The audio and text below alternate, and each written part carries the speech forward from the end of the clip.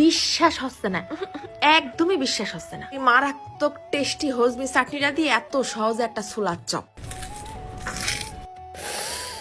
টক টক ঝাল ঝাল, উফ এরম চাটনি বানাই খালি হজম হয়ে যাবে দ্রুত। আজকেই হচ্ছে শেষ দুপুর, যত পারো আইস করে খাইয়ে নাও। রোজার বাজার ঘাট কম বেশি করে নিয়ে আসলাম।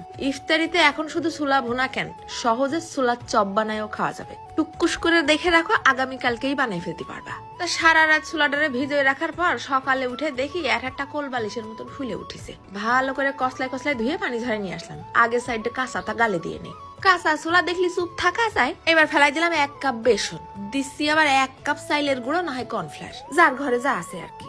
দিলাম আবার স্বাদ মতো খানিকটা নুন আর বেশ খানিকটা পেঁয়াজ কুচি। মাইরে দিলাম 7-8টা কাঁচা ঝাল কুচি আর বেশ খানিকটা ধনে পাতা কুচি।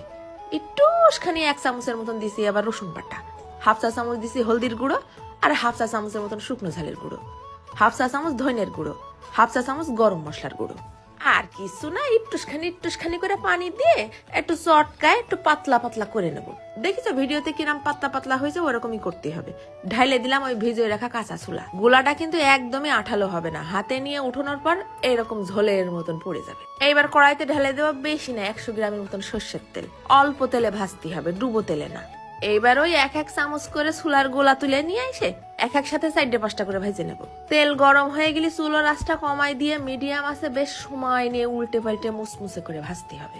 এই চপটা যা মুসমুসে হয়, ওরে সর্বনাশ, গালে দেওয়ার সাথে কুরকুর কুরকুর করে ওঠে। অনেকে আবার ভাবতে পারে কাঁচা ছোলা শক্ত থাকবে নাকি, না না একদম শক্ত থাকবে না, ছোলাও ভিতরে নরম। এবার হজমি চাটনির রেসিপিটাও দেখাই দিই। নিয়ে নিছি 2 ছোট্ট ছোট্ট করে টমাটোমের কুচি আর একটা মিডিয়াম সাইজের পেঁয়াজ কুচি।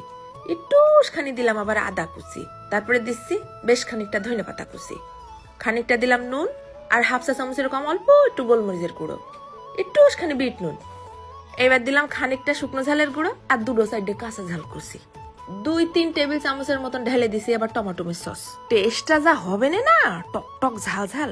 1/2 চা চামচের একটু বেশি ভাজা জিরের গুঁড়ো। তবে ইফতারিতে এইরকম একটা চাটনির সাথে থাকলে যে কোনো ভাজা পোড়া খাইয়ে উঠবা একদম সাথে সাথে হজম হয়ে যাবে, পেটে কোনো ডিস্টার্ব দেবে না।